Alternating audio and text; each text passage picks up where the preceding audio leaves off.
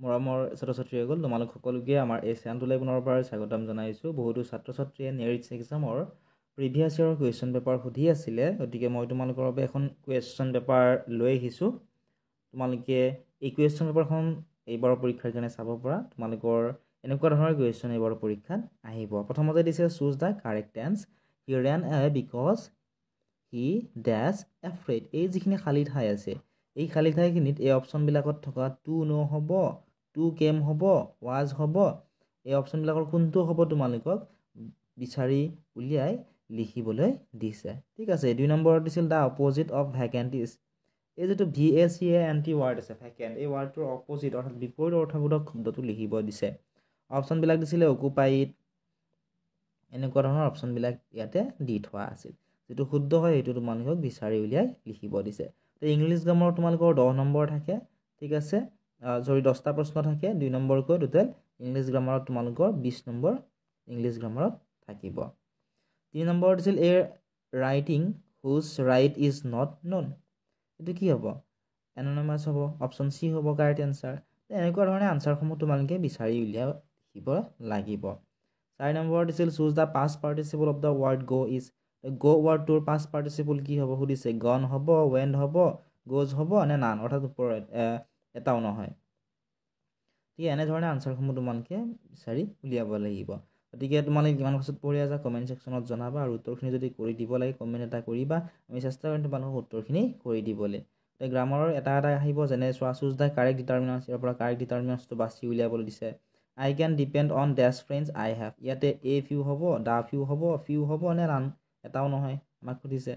ঠিক তেনেকুৱা ধৰণে 6 নম্বৰ দিছে হি স্পীক এজ ওৱান হু। ইয়াত অপশ্যন আছিলে ন', নোন, ন'জ আৰু নান। এনেকুৱা ধৰণৰ 10টা প্ৰশ্ন তোমালোকৰ ইংলিছ গ্ৰামাৰত আহিব। মই চেষ্টা কৰিম তোমালোকক উত্তৰখিনিও কৰি দিবলৈ, গতিকে চেনেলটো তোমালোকে ছাবস্ক্ৰাইব কৰি থ'বা। 2 নম্বৰত আছিলে জেনেৰেল ছায়েন্স। জেনেৰেল ছায়েন্সত 10টা প্ৰশ্ন থাকিব। ইয়াতো তোমালোকৰ টোটেল 20 নম্বৰ থাকিব জেনেৰেল ছায়েন্সত। কেনেকুৱা ধৰণৰ কুৱেশ্যন আহে তোমালোকে চোৱা। Which one of the following is made from rubber. তলৰ কোনবিধ ৰবৰৰ পৰা তৈয়াৰ কৰা হয়। অপশ্যনবিলাক দিয়া আছে গাড়ীৰ বডি, গাড়ীৰ টায়াৰ, ঘৰৰ খিৰিকী আৰু এটাও নহয়।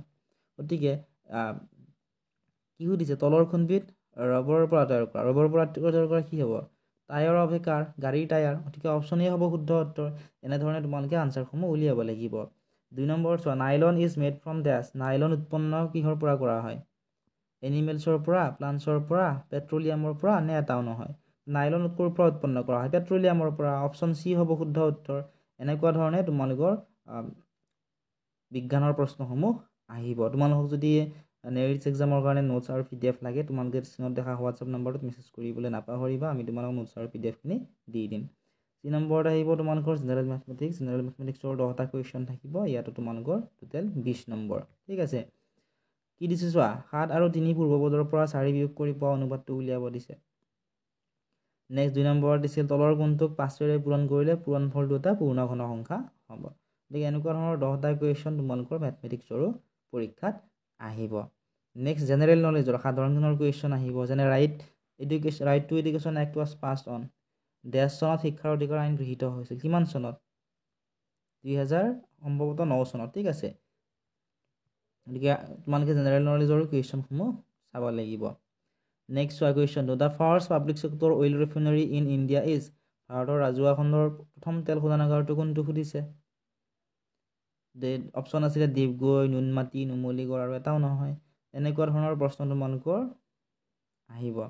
নেক্সট চোৱা ৰিজনিঙৰ বহুত বেছি টান কুৱেশ্যন নাহে। তোমালোকে যদি NIMS এক্সামৰ কাৰণে প্ৰিপেৰেশ্যন কৰি আছা, ক্লাছ 8ত পঢ়া ছাত্ৰ ছাত্ৰীসকলে, গতিকে সেনেকুৱা ৰিলেটেডে তোমালোকৰ ৰিজনিঙৰ কুৱেশ্যন আহিব। ইয়াতো তোমালোকৰ ৰিজনিঙত 20 নম্বৰ থাকিব। ঠিক আছে, প্ৰথমটো কি দিছে চোৱা 1 নম্বৰটো which number will be in question mark, অৰ্থাৎ প্ৰশ্নবোধক চিন। এইখিনিত চোৱা তোমালোকে প্ৰশ্নবোধক চিন এটা দেখিবলৈ পাইছা। এই ঠাইখিনিত কি হ'ব আমাক সুধিছে। ইয়াত চোৱা অপশ্যনবিলাক দিয়া আছে ABCD।